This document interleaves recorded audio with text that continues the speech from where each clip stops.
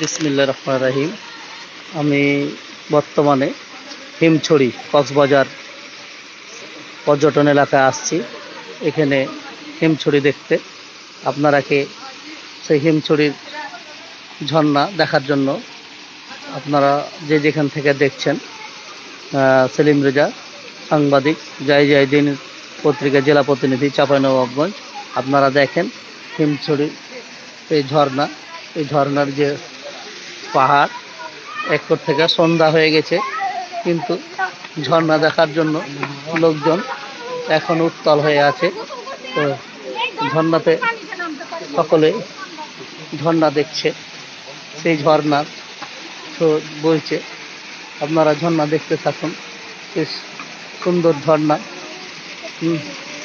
বিশাল ঝর্ণা ঝরতেই আছে। ঝর্ণা মধুর ঝর্ণা, সৌন্দর্য।